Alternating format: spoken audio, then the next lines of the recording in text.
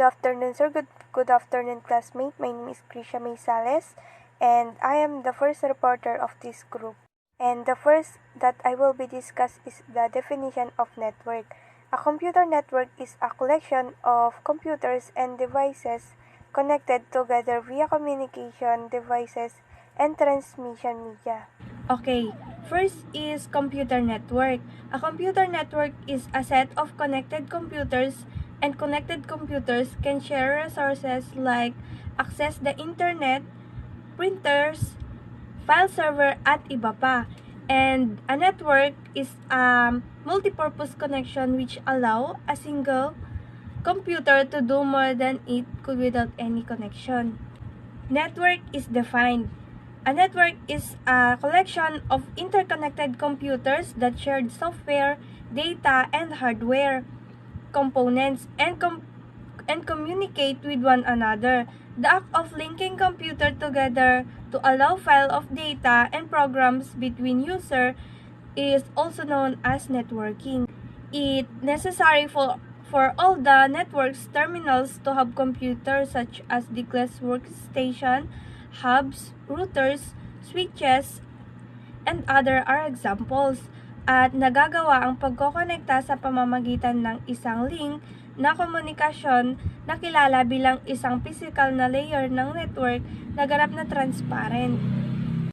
Information exchange. To exchange data and information between different individual users, it's necessary to interconnect the individual user's computer. Next is information exchange, the performance of wide range of network system including infrastructure such the internet, airlines, postal, and transportation networks, as well as peer-to-peer sharing system is dependent on information exchange. This could be done electronically or through a specific system.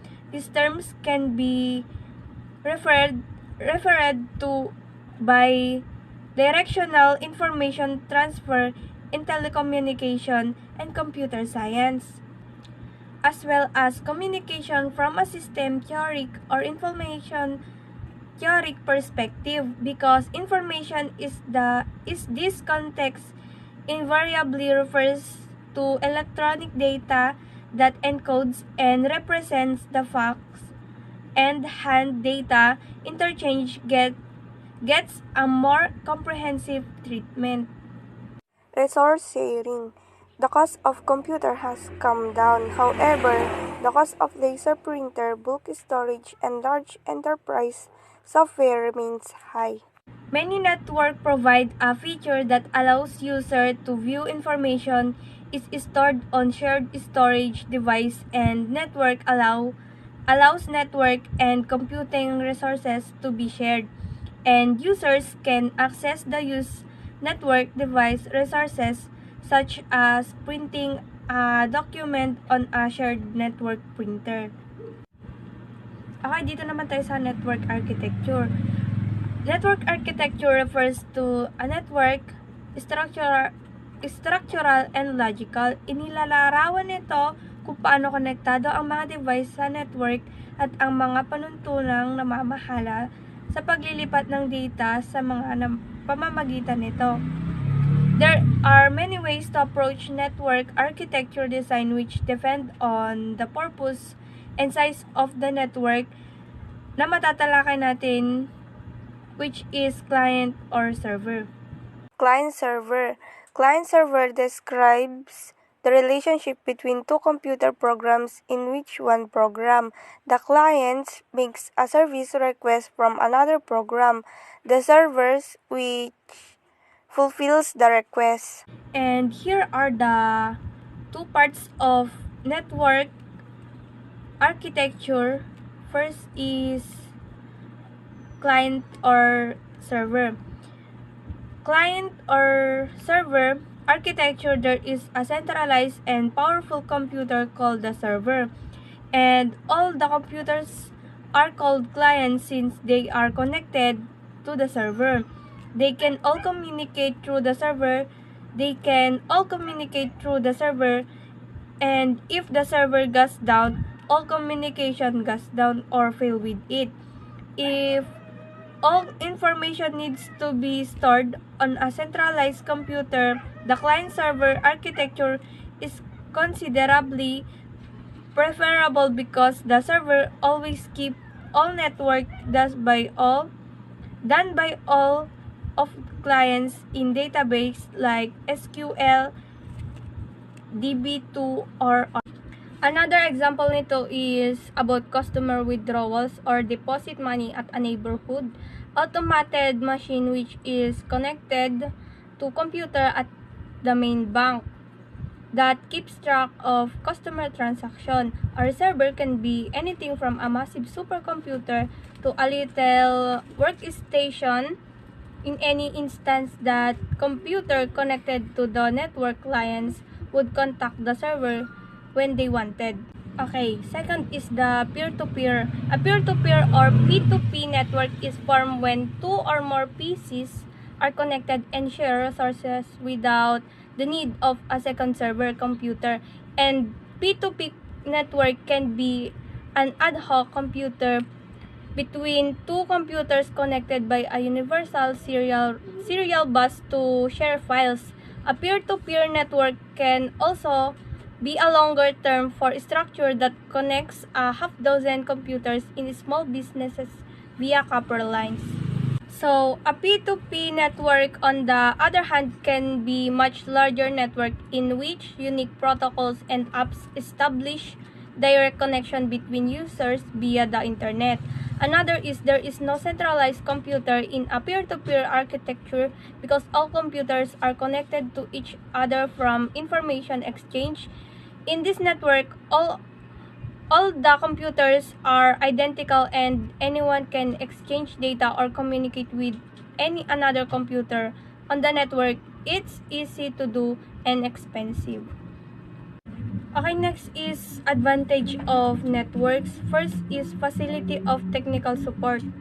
With the increased usage of technology in today's world, there is greater need for technical support. Many businesses locate their technical support departments or call centers in low-cost nation or areas. In 2001, Dell was one of the first firms to outsource technical support and customer service to India. There has also been an increase in the number of businesses that specialize in providing technical help to other business. Companies that need to provide technical assistance outsourcing allow them to maintain a high level of service availability, peak call volumes during the day, periods of high activity owing the introduction of new goods of maintenance service packs, or the desire to offer customer with a high quality of service at a reasonable cost to the business can all lead to this necessity. To preserve productivity, people should concentrate more on their works.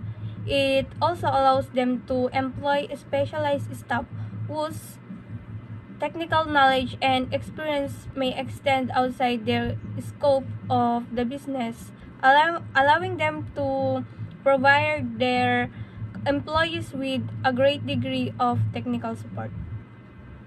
Next is easy sharing data, the ability for numerous programs or users to access the same data resource.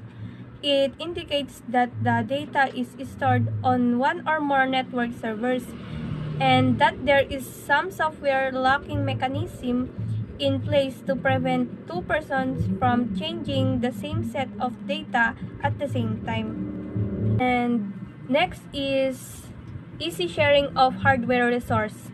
Computer networks make it possible to share specialized computer resources such as databases, programs, and hardware.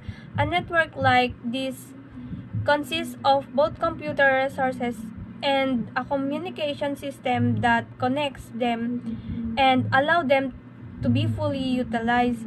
Files, data, multimedia, and hardware resources such as printers, fax machines, and scanners are the most commonly utilized shared network environment elements.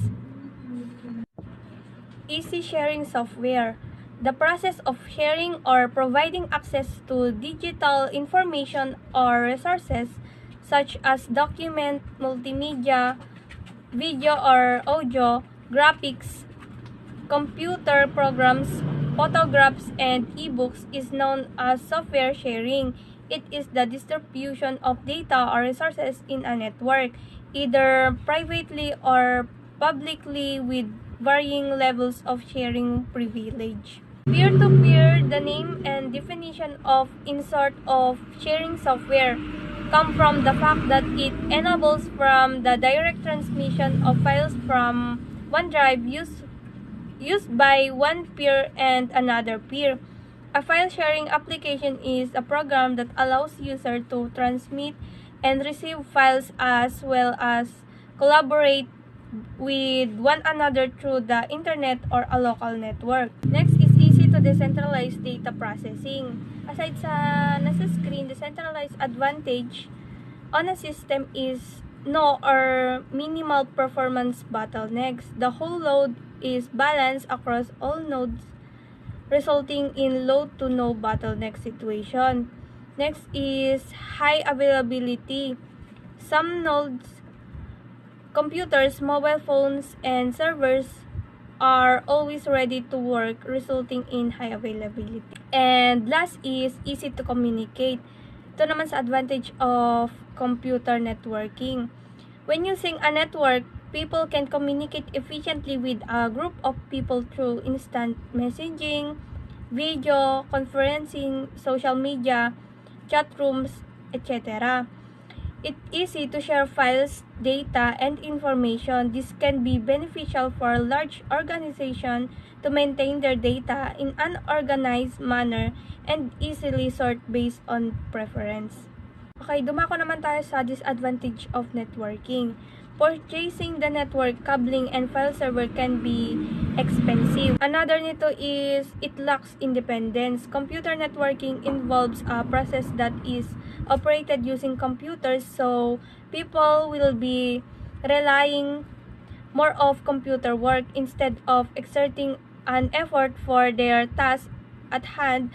Aside from this, they will be dependent on the main file server, which means that if it breaks down, the system would become useless, making users idle.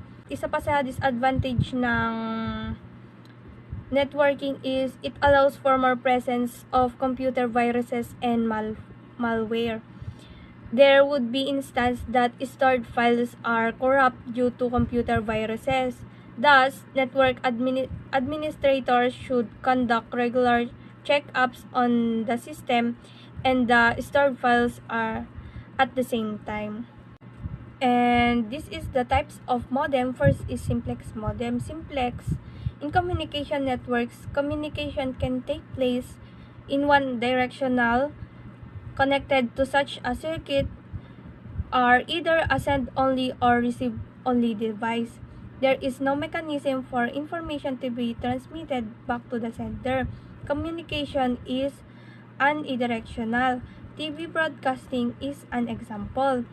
Simplex transmission generally involves dedicated circuits. Simplex circuits are analogous to escalators, doorbells, fire alarms, and security systems. Examples of simplex modem.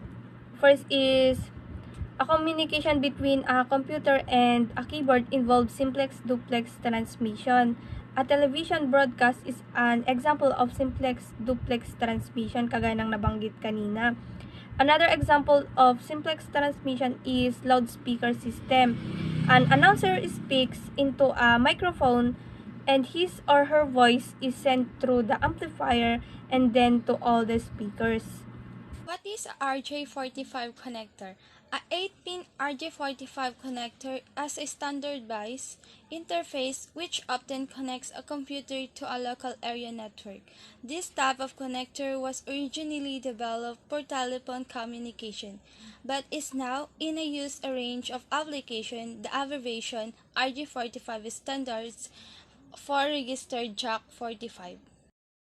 Ano nga ba ang RJ45 connector? Ang 8-pin RJ45 connector ay isang standardized interface na kadalasang nagkokonekta sa isang computer sa isang local area network. Ang ganitong uri ng connector ay isang orihinal na binuo para sa mga communication sa telephone, ngunit ginagamit na ngayon sa isang hanay ng mga application. Ang abbreviation RJ45 ay kumakatawan sa registered jack 45.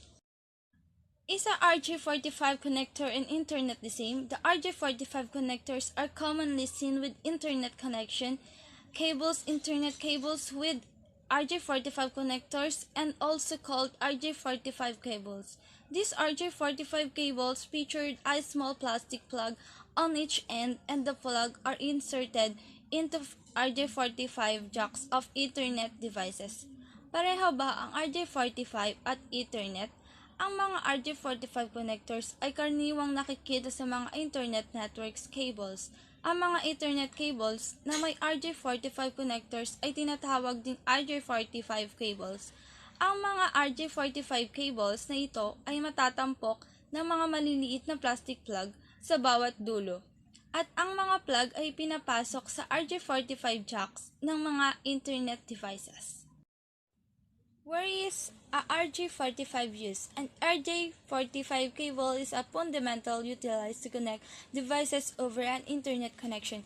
Devices like computer, printers, network, storage devices, and cable or DSL modems are able to use an RJ45 connection.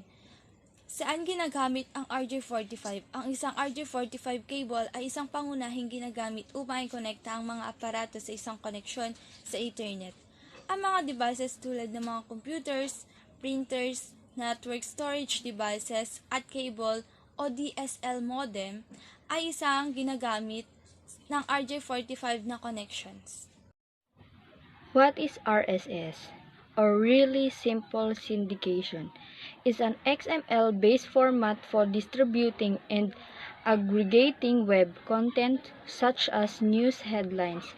Using RSS, web content providers can easily create and disseminate fields of data that include, for example, news links, headlines, and the summaries. The UN News provides a feed for top headlines as well as feeds for news organized by topics, regions, and audios fields. An RSS Really Simple Syndication feed is an online files that contain details about every piece of content a site has published. Each time a site publishes a new piece of content, details about that content, including the full text of the content or a summary, publication date, author, and link, etc. Ang RSS, iyon ay tulad ng isang buhay na files ng bookmark. Karaniwan ng bookmark kay isang site ay kailangan mong tignan ang iyong mga bookmark upang mag-click sa site upang makakuha ng bagong nilalaman. Ang RSS ay tulad ng pag-bookmark ng iyong pag-flag na sa site upang magamit sa hinaharap. Ngunit sa halip na statically na nakaupo sa iyong folder ng bookmark, ay iyong bookmark ng RSS ay isang aktibong nilalang na patuloy na ina-update ang sarili nito sa buong nilalaman mula sa na-save na pagkukunan. This is the example of RSS. What is W3C World Wide Web?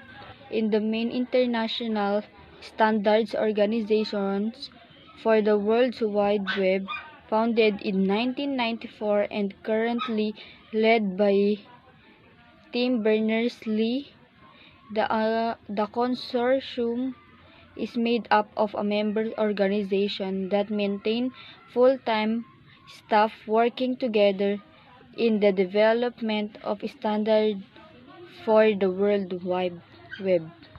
The World Wide Web is another way to describe the Internet, which is the network of computers which are connected and that share information and allow communication around the world. An example of the World Wide Web is the Internet, also known as WebC, www. Ano nga ba ang WC3? Isang paliwanag ng mga pamantayan ng web at ng grupo na tinutukoy ang mga ito.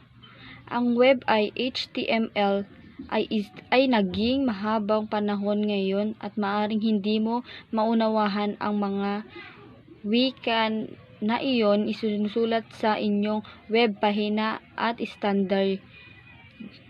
standardist na isang grupo ng mga 500 miyembro na organisasyon mula sa buong mundo.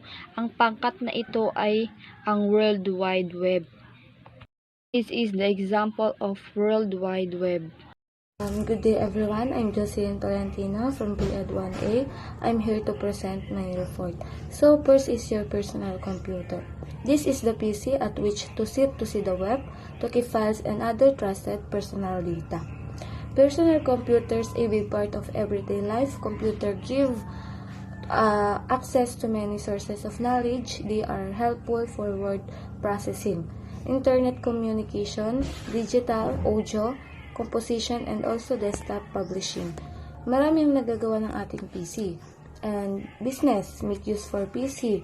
Sa bahay, ang pangunahing ginagamit ni sa multimedia at paglalaro ng games. At marami pang iba. Isa din to sa iniingatan dahil may mga privacy or may mga mahalagang information na nakalagay dito na hindi pwedeng makita o share sa iba. An example of personal computer, desktop computer, laptop, microcomputer, tablet. Next, a web browser is a software installed on your PC which sa Web 2.0, social media, keyword search, rich user experience, tagging. So, sa Web 2.0, dito is include na ang social networking site. Pumapasok na dito ang mga Facebook sa pamamagitan ng pagtatag, sa friends, YouTube, sa pag-share, sa mas lumalawak na ang pakikipag-communicate sa iba't ibang tao. Sa Web 3.0 is highly mobile, OpenID, semantic search, microblogging.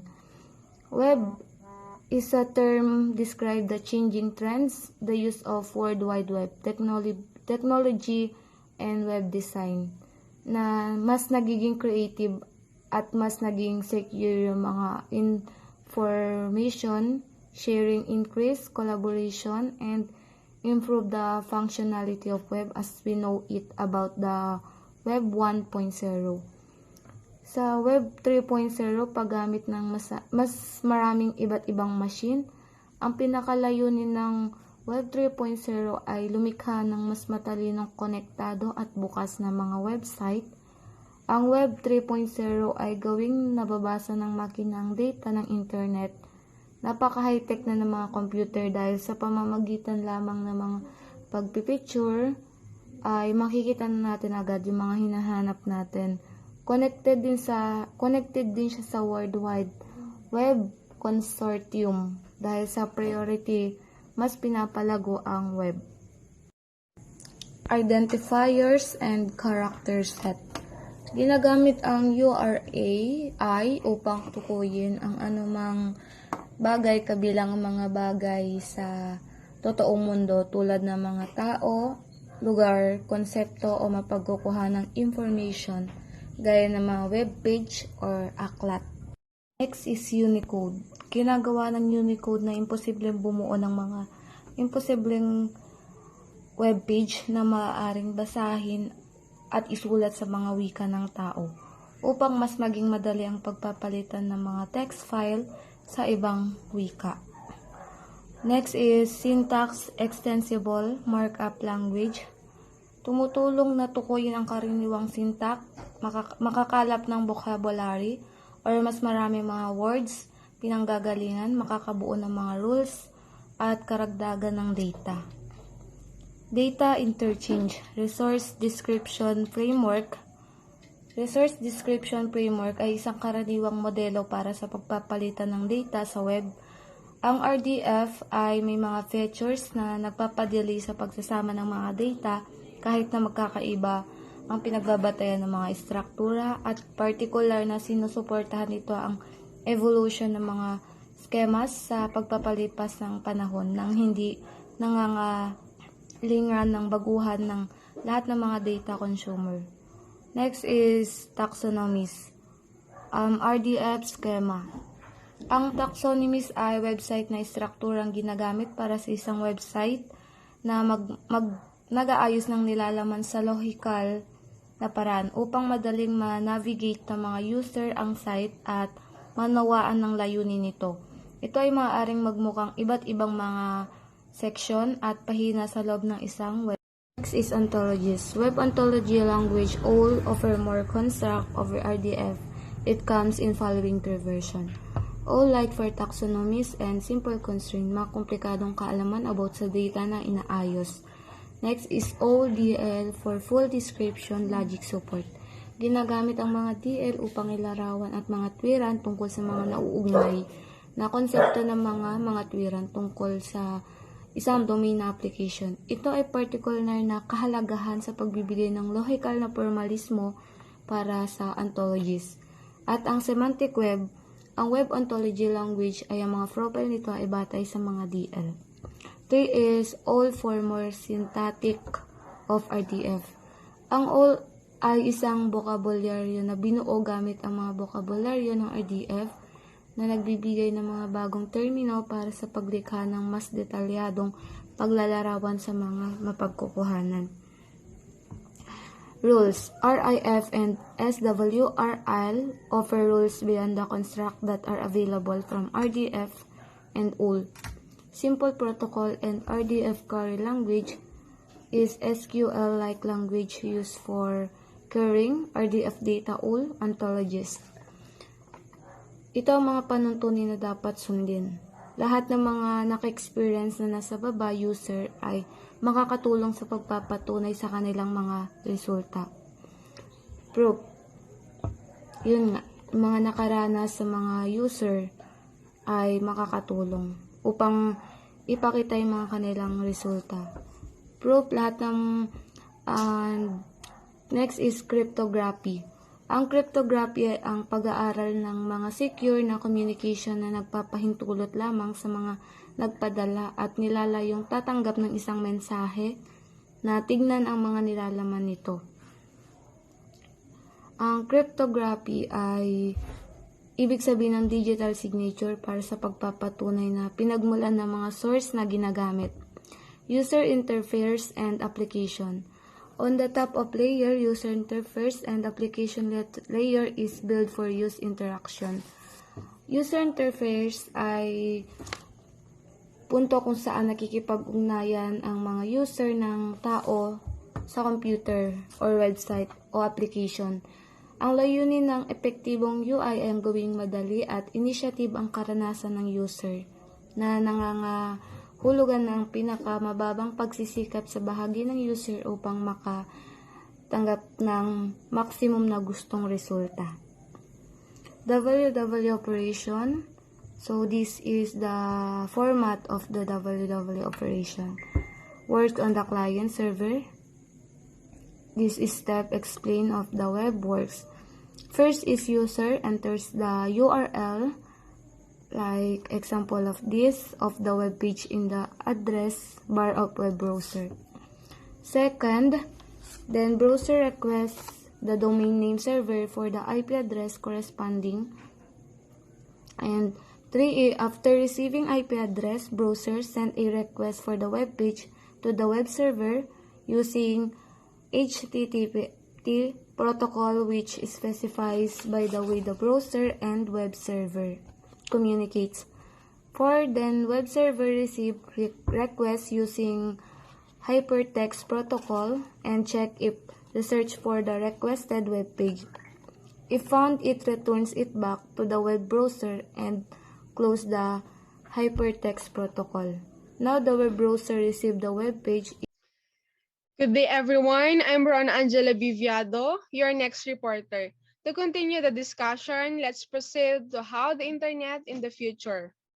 In user interface and applications, there had been a rapid development in field of web. It has its impact in almost every area such as education, research, technology, commerce, marketing, etc. At kapag sinabing web or world, world wide web, ito ay isang orihinal na hypertext document management system na naa-access sa internet. Ito ay may magandang epekto sa halos lahat ng field kagaya ng edukasyon, pananaliksik, teknolohiya, komersyo, at iba pa. And next, the user interface or the UI is the point of human-to-computer interaction and communication in a device. Dito nangyayari ang interaksyon sa pagitan ng tao at computer or machines. Kabilang sa user interface ay ang display screens, keyboards, and appearance of a desktop. And next, the technology. Technology is the application of scientific knowledge to the practical aims of human life. Isinasagawa ang pagpapabribado at seguridad sa pagitan ng o sa paggamit ng teknolohiya, gaya ng pagtatago ng mahalagang impormasyon, integridad, at pamamahala sa peligro. Ilan sa mga halimbawa ng teknolohiya na ginagamit sa kasalukuyan ay ang internet, computers, and cellphones. Next, the architecture. There has been huge growth in field of web which may lead to overload the internet and degrade its performance. So nagkakaroon ng malaking paglago sa larangan ng web. According to Statistica as of January 2021, there were 4.66 billion active internet users worldwide. Kaya maaaring humantong sa labis na karga ng internet at pagbaba ng performance nito. And let us now proceed with the internet etiquettes, or also known as netiquettes. Netiquettes is the basic rules or techniques which are accepted worldwide. And here are the netiquettes to be followed. First is the short messages. Ang mga mensaheng ipinapadala ay kinakailangang maikli at nasa punto para naiintindihan ng receiver ng iyong message. And next is the spell check. I-activate ang spell check sa iyong document upang sa pagtatap ng message ay naitatama ang spell ng mga salita or the words. Next is the mixed case. Instead of using single case, either lower or upper case throughout the entire message, try to use mixed case. This increases readability. Maayos na nababasa ang mensahe na iyong ipinadala. And next is the subject. Ugaliing maglagay ng hint para sa nilalaman ng paksa at hindi kinakailangang kumpleto ang pangungusap sa iyong ginagawang email message. And next is the carbon copy or CC. Nakalagay dito ang mail address ng mahalagang tao na nilalayong basahin ang nilalaman ng email. And next is the blind carbon copy or the BCC. Ito ay optional lamang. So, iniiwasan nitong malaman ng mga tatanggap ang mga email address ng iba. And next is the name at the bottom. Isama ang iyong pangalan sa ibaba ng bawat mail o mensaheng ipapadala na nakakatulong na makilala ang nagpadala ng mensahe. And next is the attachments to be small. Panatilihing maliit ang mga attachment na kaya lamang ng memory size. Try to avoid sending files larger than 2 megabytes. And do not forward unwanted messages. Iwasang magbasa ng mga hindi ka nais-nais na mensahe o mensaheng nang galing sa iba o hindi mo pag-aari. And also, the abbreviations. Use abbreviation wisely. Ilan sa mga ginagamit na abbreviation sa pakikipag-usap ay ang BRB o Be Right Back, IMO o In My Opinion, DIKY or Do I Know You, and HBU, How About You. And last is the send button. Hindi mo mababago ang anumang mail kapag naipadala na ito. Mag-isip ng 2 beses bago mo ipadala ang mail na iyong ninanais. Dahil once na napindot na yung send button, hindi na ito maaaring mabago pa.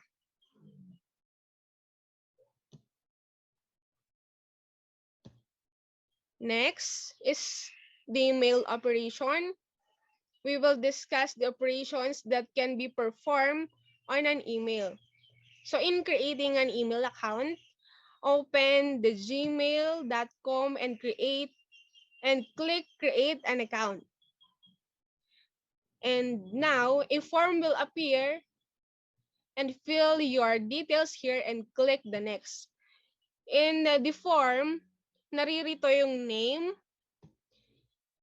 choose your username, create a password, confirm your password, birthday, and gender.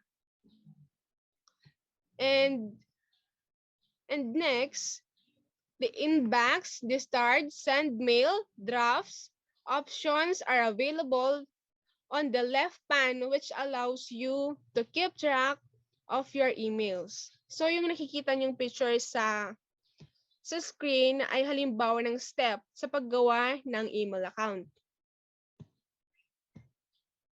And next is composing and sending email. When we are composing an email message, we specify the following things: the sender's address into field, CC or the carbon copy, BCC, the blind carbon copy, subject of email message, text, signature.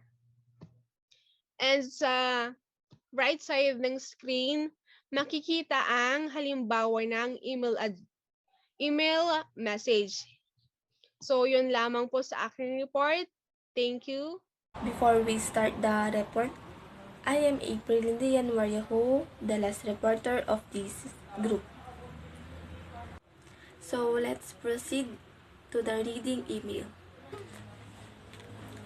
Reading email. To find out when an email you sent was open, you can request a read receipt. A read receipt is sent to you as an email with the time and date of when your message was opened. Every email program offers you an interface to access email messages. Importante ang pagbasa sa ating email kasi dito natin malalaman ang nilalaman ng email na yon, kung tungkol saan ba ang email na yon. So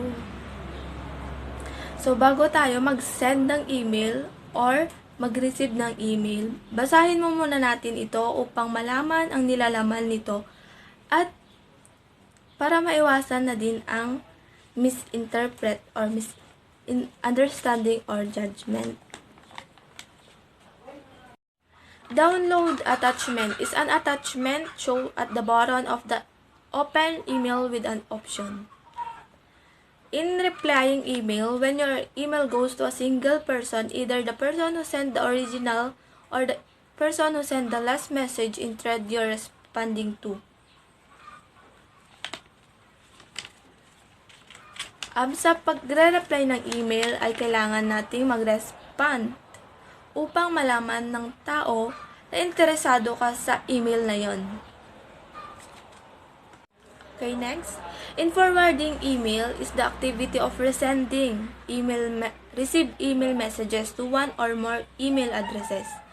We forward email when we need to forward an email to person or group who wants to know about it. When you receive a forwarded message, the message marked with this quotation or character in front of each line and subject. So there are two types of forwarding email: the manual and the automatic forwarding email. The manual is done by a person using email. Automatic email forwarding is done by a email server or a client message rule.